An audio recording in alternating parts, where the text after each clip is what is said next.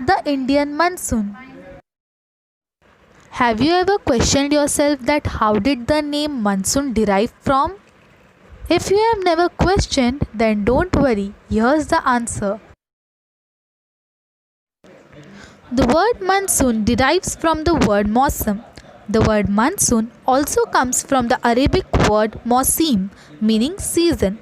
Basically, it describes a seasonal wind shift over a region that is usually accompanied by a dramatic increase in precipitation. Many people always think monsoon means heavy rain. Interestingly, the name actually refers to the strong winds blowing from the colder areas to the hotter areas. India's first monsoon forecast was made on 4th June 1886. From 1871 till 2006, the monsoon season has been normal 94 times, with 23 years recorded as droughts. Since India is an agricultural country, the monsoon season is very important for India as it receives 90% of its rain during this period. The source of water for water irrigation, maintaining livestock, and human life are all done with the help of the monsoon. Do you want to come with me on a ride to learn about the factors that influence the monsoons in India? Then just step in. Let us start with the topic differential heating and cooling of land and water.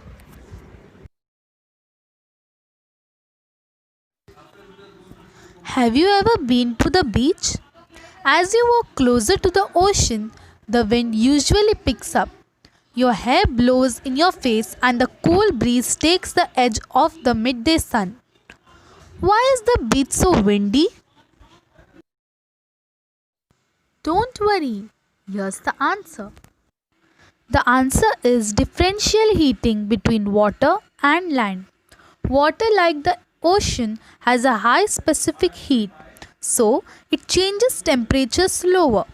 Land, like sandy beaches, has a low specific heat, so with the same amount of heat, it increases the temperature more quickly compared to the water. This property of land and water is not only responsible for blowing away your beach towels but also for more severe weather like thunderstorms and monsoons.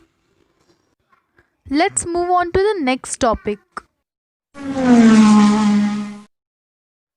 Intertropical Convergence Zone, ITCZ. Most rain on Earth falls in the tropical rain belt known as the Intertropical Convergence Zone, which on average lies 6 degrees north of the equator.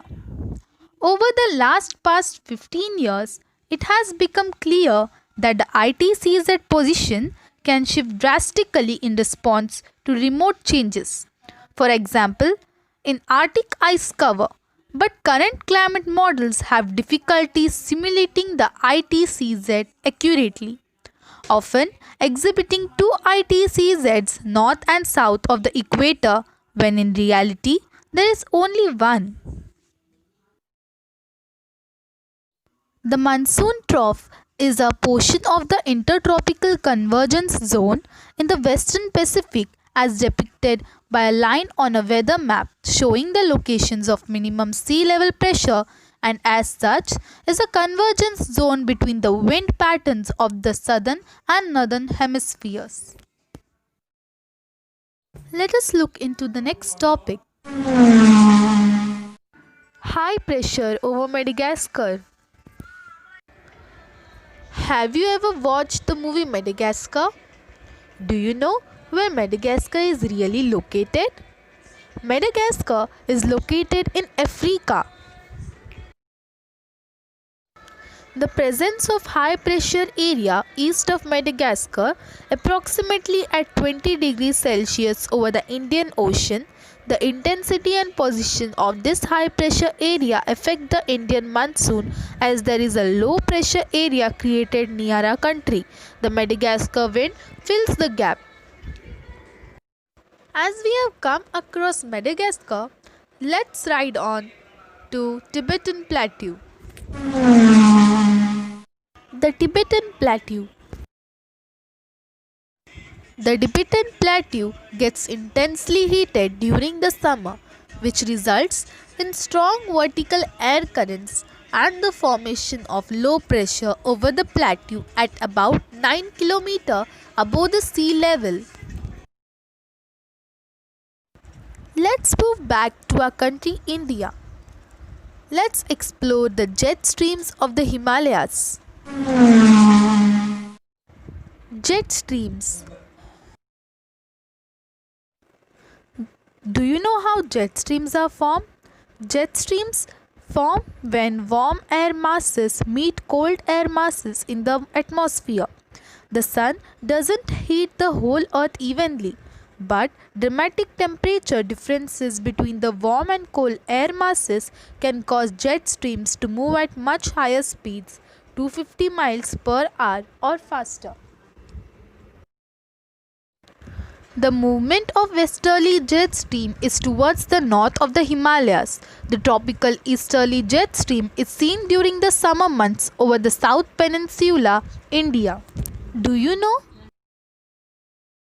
Jet streams are fast flowing, narrow, meandering air currents in the atmospheres of some planets, including Earth. We have reached our destination. Let's learn something about what is Southern Oscillation. When the South Pacific Ocean has high pressure, there is low pressure over the tropical East Indian Ocean. Sometimes there is a shift in this condition and the pressure over South Pacific is lesser than the Indian Ocean. This periodic change is known as the Southern Oscillation. Do you know? It was the atmospheric part of ENSO called the Southern Oscillation or SO that first attracted the attention of scientists. Sir Gilbert Walker documented and named the SO in the 1930s. It is one of the several persistent patterns of high and low pressures around the globe. The clearest sign of the Southern Oscillation is the inverse relationship between surface area pressure at two sites, Darwin, Australia, and the South Pacific island of Tahiti. Over periods of a month or longer, higher pressure than normal at one site is always concurrent with lower pressure at the other, and vice versa. The pattern reverses every few years. It represents a seesaw of mass of air oscillating back and forth across the international date line in the tropics and subtropics. Let us go deep. Let us learn about El Nino.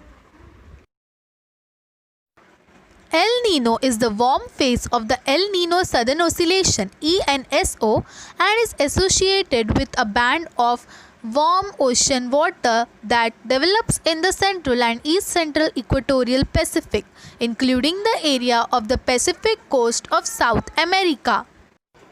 Why is ENSO so important? ENSO is one of the most important climate phenomena on Earth due to its ability to change the global atmospheric circulation, which in turn influences temperature and precipitation across the globe. Thank you for coming with me in this wonderful journey of knowledge. If you like this video, please subscribe, share, press on the bell icon and comment down if you have any doubts and suggest a topic for the next video. Thank you.